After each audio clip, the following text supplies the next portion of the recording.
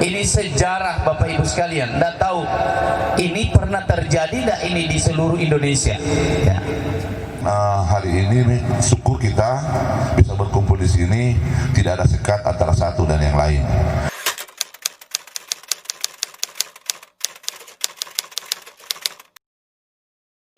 Anggota DPRD kabupaten, kota, provinsi itu adalah jabatan politik.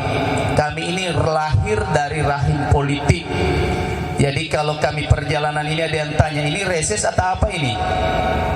Ya, ini Pak reses atau apa? Saya bilang kalau DPR RI anggota dewan, namanya anggota dewan, mau disembunyi atau tidak, jalannya itu dua-duanya. Sudah begitu, karena tidak bisa mau dibelah ini, karena kami ini adalah partai politik dan kami ada di sana di fraksi sesuai dengan ketentuan perundang-undangan berlaku.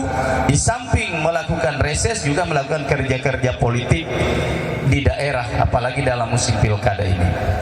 Bicara hari ini agak melenceng-melenceng, marah-marah sama orang, sama pejabat, tidak bisa dipidana.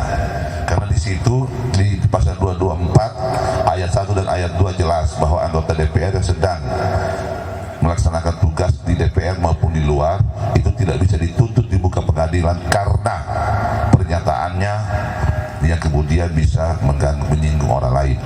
Jadi inilah kelebihan daripada anggota DPR karena dia mendapat imunitas.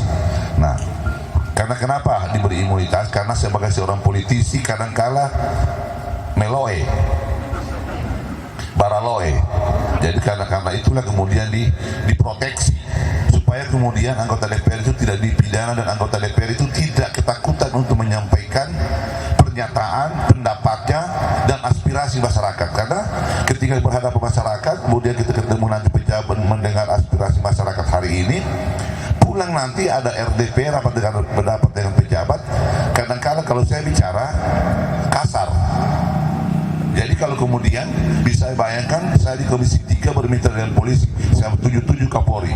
Kalau kemudian tidak dilindungi oleh imunitas, maka kemudian setelah itu dibuatkan LP. Nah, jadi masalah. Nah, itulah kemudian posisi anggota DPR.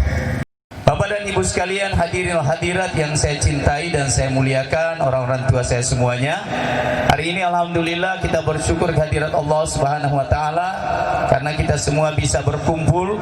Ini sejarah Bapak Ibu sekalian. Nggak tahu ini pernah terjadi nggak ini di seluruh Indonesia ya. Belum pernah terjadi di Indonesia ada reses bersama. Saya di Komisi 9 membidangi 5 hal. Yang pertama soal kesehatan. Jadi yang berurusan dengan masalah kesehatan, Pak Bupati saya informasikan bahwa sekarang ini perencanaan kesehatan itu sudah terstruktur melalui aplikasi Krisna. Nah, ini sekarang ini tinggal menunggu dari kabupaten. Kalau perencanaannya sudah masuk dan sebagainya, Krisnanya bagus, maka saya tinggal telepon ketua fraksi Nasdem. Nah, karena sekarang ini Demokrat itu kalau mau mendapat proyek, mau bawa uang di daerah harus lewat di fraksi pemerintah gitu. Kami kalau begini-begini ya kasih Demokrat, tapi kalau mau eksekusi kasih bos ini. Nah. Tapi kalau mau bicara, saya kalau mau bicara di DPR RI itu kan kita bisa lihat pokoknya hantam saja urusan di belakang, tapi biasa eksekusinya kurang-kurang menggigit. Kenapa kurang menggigit? Ya kita pahamlah posisi Demokrat di Indonesia. Nah, akhirnya biasa saya telepon beliau, Kak, saya ada begini, mohon dulu dibantu untuk eksekusi. Nah, kalau melalui beliau gampang. Nah, kita kira-kira begitu. Jadi oleh karena itu saya ini perwakilan masyarakat Sulawesi Tengah di Komisi 9 bidang kesehatan, pembangunan rumah sakit, puskesmas, masalah BPJS dan sebagainya.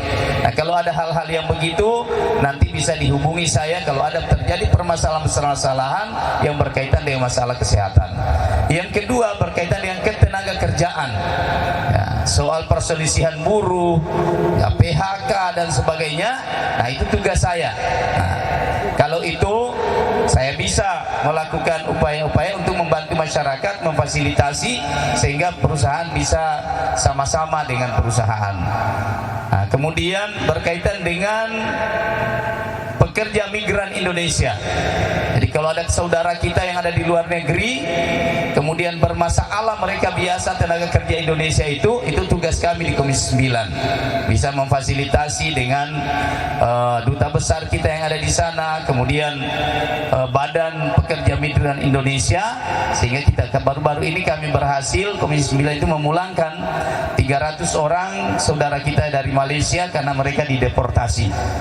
Kemudian juga berkaitan dengan masalah pengawasan obat dan makanan. Nah, jadi soal misalnya ada makanan dan obat-obat yang mungkin kita curigai sudah kadaluarsa, masih beredar di lapangan, itu tinggal kita lapor ke Pak Bupati, nanti kami atau ke saya, sehingga saya bisa koordinasi dengan Kepala Badan POM di Indonesia ini untuk melakukan tindak lanjut. Kemudian yang kelima berkaitan dengan BKKBN. Nah, karena misalnya sekarang ini kita lagi promosi Bapak Ibu sekalian, BKKBN itu 2 anak lebih sehat. Salah satunya adalah sekarang kita mendorong bapak-bapak yang harus KB. Ya, jadi bapak-bapak yang sayang istrinya harus KB. Nah itu kita sekarang lagi, karena kenapa? Sekarang itu lebih sehat, lebih mudah kalau bapaknya KB daripada ibunya katanya. Nah ini kita promosi. Nah itu kira-kira Bapak Ibu ya tugas saya. Jadi kelima hal inilah yang menjadi bidang tugas saya di sana di pusat, membantu jadi koordinasi dengan Pak Desa dan sebagainya, kemudian Pak Bupati, sehingga kita bisa membangun kesehatan, kemudian soal ketenaga kerjaan.